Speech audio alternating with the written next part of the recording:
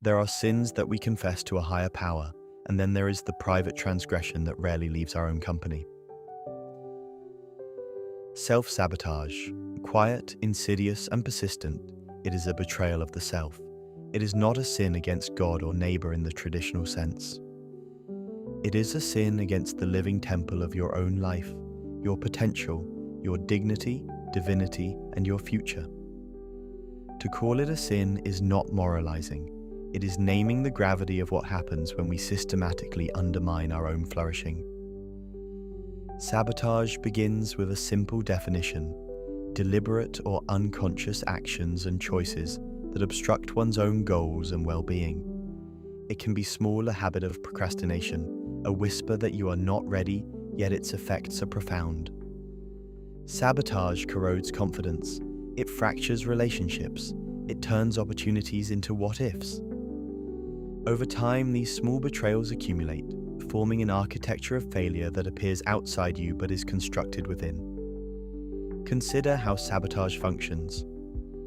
First, it disguises itself as comfort or caution. A fear of discomfort masquerades as prudence. Avoidance masquerades as self-care. Second, it rewrites narrative. We begin to believe the story we repeat until our identity conforms to the script. I am not disciplined, I'm not creative, I am unlucky. Third, it externalizes blame. We point to circumstances, others, or fate. By doing so, we shelter ourselves from responsibility while also forfeiting agency. In truth, the most devastating effect of sabotage is its theft of possibility. Time and energy wasted in undermining our aims cannot be reclaimed. A common and subtle form of self-sabotage is outsourcing one's usefulness, inner power, and divinity to others. This means living as if validation, meaning, or direction must arrive from outside. We defer to the judgments of peers, wait for permission from authority, or expect completion of ourselves through romantic or professional recognition. There is a spiritual dimension to this. To treat one's inner power as a commodity to be bestowed is to deny the sacredness of one's own being. When we outsource, we relinquish practice of decision, practice of discipline, practice of creative labor. We turn our lives into a waiting room. Outsourcing also creates dependence on transient sources. Praise becomes the thermometer of worth, approval, the currency of action. This is dangerous because praise is inconstant. When it fades, so does action. Worse, when we look outward for our core, we become manipulable. Others can dictate how we feel, what we do, even who we are. Reclaiming strength begins with recognition. Name the patterns. Where do you delay, deflect, or diminish yourself? Where do you solicit approval instead of acting?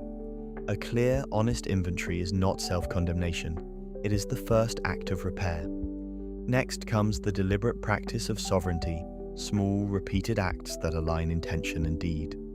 Set boundaries that preserve time and energy. Choose one task that matters and complete it, no matter how imperfectly. Repetition builds neural pathways. Discipline becomes muscle memory. Transforming inner power into accomplishment requires devotion to process over outcome. Divine potential is realized through consistent, humble labor. Writing 1 page a day, speaking up once in a meeting, reaching out to one person who matters. Celebrate these motions not as trophies, but as confirmations of your capacity. Replace external metrics with internal tests. Did I act in accordance with my values today? Did I create rather than merely consume? Finally, cultivate a practice of inner affirmation. Speak to yourself as you would to someone you love without condition.